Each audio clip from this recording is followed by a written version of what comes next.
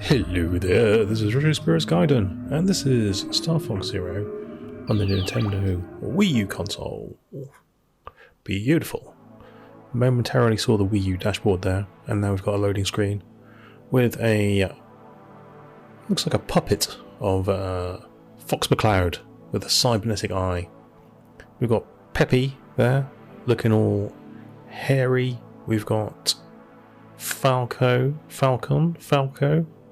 the Falcon, and Slippy the Toad, and some other vehicular nonsense. Here we have a icon, which is a flying fox, because this game is a flying 3D shoot 'em up stroke bipedal chicken robot shooting game, plus drone flying nonsense by Nintendo and Platinum Games. This is a planet with clouds. This is in-game, by the looks of it. I don't know if this is an FMV recorded in-game. Falco Lombardi. So he is an Italian bird. Peppy Hare. Peppy Hare drives the tank, by the looks of it. And the tank can turn into a hover tank. Oh, lovely. So Lilac Wars, or StarFox 64, is one of my favourite N64 games, plus one of my favourite 3D shooters of all time. There's Rob the Robot dropping a massive bomb, possibly wiping out alien civilizations in one fell swoop. Yeah, it's one of my favourite 3D shoot-em-ups. I've always liked the StarFox, the first two StarFox games anyway. Didn't like Star Fox Adventures much on the GameCube, although I quite enjoyed the shooty bits. The adventure bits weren't so much of an adventure, more of a slog in my opinion. Never played Star Fox Assault.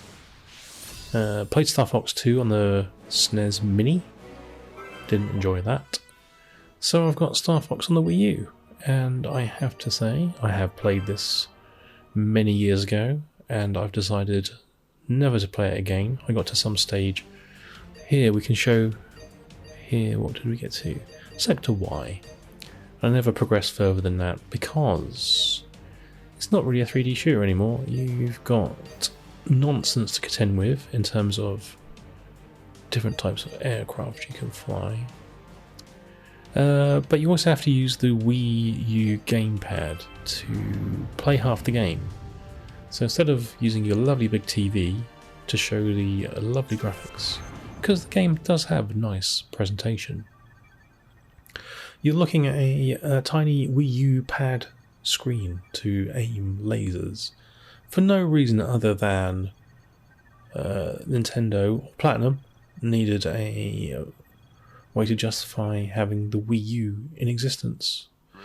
Or Platinum thought maybe we can use the pad. I don't know how it came about, but it makes for a completely cumbersome game, irritating game, as the Wii pad often loses sync with the console. Well, mine does anyway, but only on this game. So I think it's a symptom of this game rather than the Wii pad itself. And it's just incredibly irritating. So this game, lovely audio visuals, some excellent shooting action when you're not looking at the Wii pad. Other than that, like 25%, which is cool, is 75% nonsense. Now, I bought the special edition of this. It comes with a steelbook, and it comes with a second game. And I've never opened the second game, so I don't know what the second game is like. This distressed me so much, I never wanted anything else to do with it ever again. So that's a bit extreme, isn't it? No, I just got bored with the other vehicles. The camera controls are really annoying in the chicken walker section, and I think the hover drone thing was also similarly annoying to control. Look at these visuals, eh? Oh, beautiful. Oh, turned into a hover robot. I don't remember the controls so much initially. Got loop. You can slow down and speed up in this. and I don't work that out for a little while in the video, so it's rather embarrassingly controlled to start off with. You've got the same lock-on laser design. This is like a giant chainsaw heading towards the city, because chainsaws are the best things to use to destroy cities with, I find. Of all the previous cities I've destroyed, chainsaws are at the top of the tree, alongside screwdrivers and hammers for destroying huge futuristic cities. And I don't know why they did that. It's got a very similar thing to STARFOX 64, where you can do loop-the-loops and go through specific areas in the level, and extra enemies will appear which you can destroy for more points. And you can earn medals. Yeah, you can do all the things that you know from STARFOX. Lilac Wars, if you're in the UK. Useless name, Lilac Wars. Don't know why they ever changed that. Well, I do know why, but it's a boring story, so I'm not going to go into it.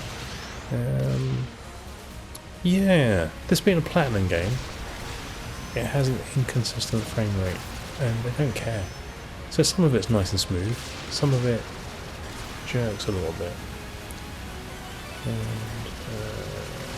there's some secret behind the waterfall there. As usual for a video game, if there's a waterfall, there's a secret. You still have to rescue your buddies. Got some very familiar enemies. All these designs are from previous games, which is tweaking the nostalgia gland right on the tip, right on the nubbin. I don't know if you can fight that sort of Star Destroyer thing flying through the background like you can in the original STARFOX 64. Assuming you can if you do the right stuff. But I've only ever, on this level anyway, fought the giant UFO that appears, which is a painful boss fight, because you have to use, like I said, the WiiU screen quite a lot. So I think I paid about 35 or 40 quid for this version of the game with a steelbook. You can buy the standalone game to this day on Amazon for about 8 quid, because nobody wants to buy it because it's so infuriating to play. I don't know if the mod community has cracked the WiiU, but if they have, I would hope someone would just turn this into a standard 3D shooter, and it would have been a much better game. When it came out, I do remember people were ragging a bit on the visuals. They were kind of saying this is ugly, but actually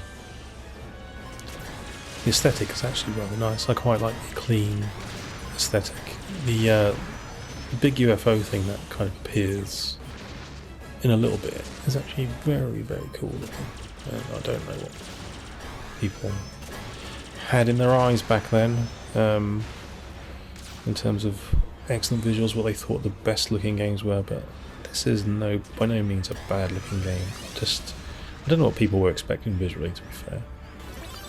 But, yeah, it's groovy from that perspective. Audio's got some familiar tunes, so you got your lock-on thing, but gameplay wise, it sucks ass, so therefore not a game you want to play.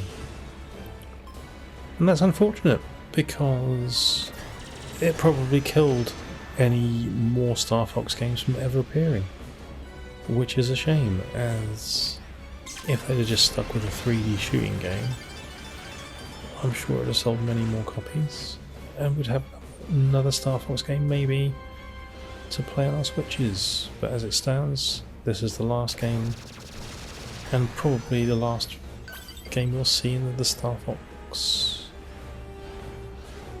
canon ever. Shit, it. Sort of series started with a bit of a bang. Went epic in STARFOX 64, and just kind of went away, died in the corner quietly. rolled over and fired. This being its swan song. Oh dear. There was a DS game as well which I do own, but it's a tactical game and I don't like it. So I've played it for about an hour. I bought it for about £3, thinking it might be more StarFox 64, but it wasn't.